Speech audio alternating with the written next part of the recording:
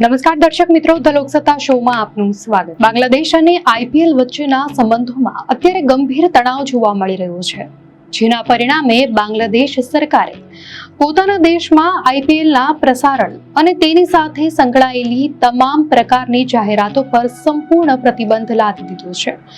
આ વિવાદનું મુખ્ય કારણ બાંગ્લાદેશી ફાસ્ટ બોલર મુસ્તફિઝુર રહેમાન છે, જેને કોલકાતા નાઇટ રાઇડર્સે 9.2 કરોડ રૂપિયા જેવી મોટી કિંમતે પોતાની ટીમમાં સામેલ કર્યો હતો. જોકે બાંગ્લાદેશમાં હિન્દુ લઘુમતીઓ પર થયેલા હુમલાની દુઃખદ ઘટનાઓને પગલે ભારતમાં મુસ્તફિઝુરને રમાડવા સામે ઉગ્ર વિરોધ શરૂ થયો હતો.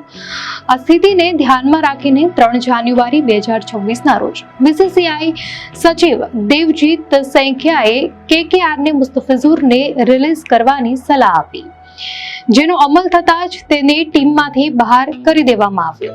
આ નિર્ણયથી નારાજ બાંગ્લાદેશના સૂચના મંત્રાલયે તેને પોતાની રાષ્ટ્રીય ગરિમા પરનો હુમલો ગણાવી આકરો નિર્ણય લીધો અને પ્રસારણ પર રોક લગાવી દીધી. બાંગ્લાદેશની વચગાળાની સરકારના રમતગમત મંત્રી આસિફ નઝરુલે કહ્યું હતું કે તેમણે બાંગ્લાદેશના માહિતી અને પ્રસારણ મંત્રીને બાંગ્લાદેશમાં આઈપીએલનું પ્રસારણ સ્થગિત કરવા વિનંતી કરી હતી.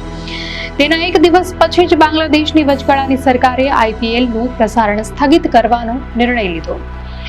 બાંગ્લાદેશના માહિતી અને પ્રસારણ મંત્રાલયે કહ્યું, માર્ચમાં શરૂ થનારી આગામી આઈપીએલ માટે કોલકાતા નાઇટ રાઇડર્સ ટીમમાંથી બાંગ્લાદેશી ક્રિકેટર મુસ્તફિઝુર રહેમાનને ટીમમાંથી બહાર કઢાતા બાંગ્લાદેશના લોકો ખૂબ જ દુઃખી અને ગુસ્સે છે. આ સંજોગોમાં બાંગ્લાદેશના માહિતી અને પ્રસારણ મંત્રાલયે માહિતી આપી છે કે આગામી આદેશ સુધી બાંગ્લાદેશમાં તમામ આઈપીએલ મેચ અને સંબંધિત કાર્યક્રમોનું પ્રસારણ સ્થગિત રહેશે. પરંતુ સવાલ એ ઉભો થાય છે કે શું બાંગ્લાદેશના આ આક્રમક વલણથી આઈપીએલની આર્થિક તાકાત પર કોઈ અસર પડશે? જો આંકડાકીય વિશ્લેષણ કરવામાં આવે તો તેનો જવાબ સ્પષ્ટપણે ના છે. આઈપીએલ એ વિશ્વની સૌથી મોંઘી સ્પોર્ટ્સ લીગમાંની એક છે, જેના 2023 થી 2027 સુધીના મીડિયા રાઇટ્સ અંદાજે 48,390 કરોડ રૂપિયાના છે. આ કમાણીનો સિંહ ફાળો ભારતીય બજારમાંથી આવે છે. વિદેશી પ્રસારણ અધિકારો, જેને પેકેજ ડી કહેવામાં આવે છે, તેની 5 વર્ષની કિંમત લગભગ 1,058 કરોડ રૂપિયા છે. આ પેકેજમાં અમેરિકા, બ્રિટન, મધ્ય પૂર્વ અને ઓસ્ટ્રેલિયા જેવા મોટા દેશોનો સમાવેશ થાય છે.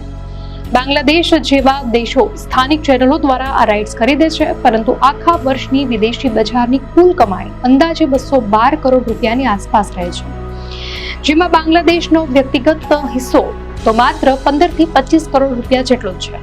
માત્ર નાણાકીય જ નહીં, પરંતુ દર્શકોની સંખ્યાની દ્રષ્ટિએ પણ બાંગ્લાદેશનું યોગદાન ખૂબ જ સીમિત છે. આઈપીએલ જોનારા કુલ પ્રેક્ષકોમાંથી લગભગ 95% વધુ દર્શકો ભારતના જ હોય છે. જો કોઈ મેચની કુલ વ્યુઅરશિપ 137 લાખ હોય તો તેમાંથી 130 લાખ તો માત્ર ભારતીયો હોય છે, જ્યારે બાકીના સમગ્ર વિશ્વનો હિસ્સો માંડ 7 લાખનો રહે છે. 7 લાખમાં પણ બાંગ્લાદેશનો હિસ્સો અત્યંત ઓછો છે.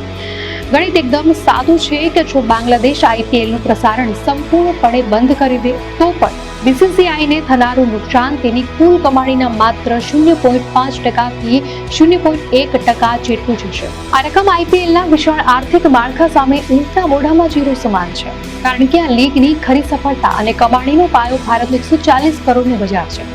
આ બાંગ્લાદેશનો આ પ્રતિબંધ માત્ર રાતરારી નારાજગી હોઈ શકે, પણ તે આઈપીએલના વ્યવસાયિક મૂલ્યને ખાસ કોઈ હાનિ પહોંચાડી શકે તેમ નથી. દર્શક મિત્રો, અંગે આપની શું પ્રતિક્રિયા છે અમને કોમેન્ટમાં ચોક્કસથી જણાવશો. અને જો આપને આ વિડીયો સારો લાગ્યો હોય તો વિડીયોને લાઇક કરો અને ચેનલને સબસ્ક્રાઇબ કરો.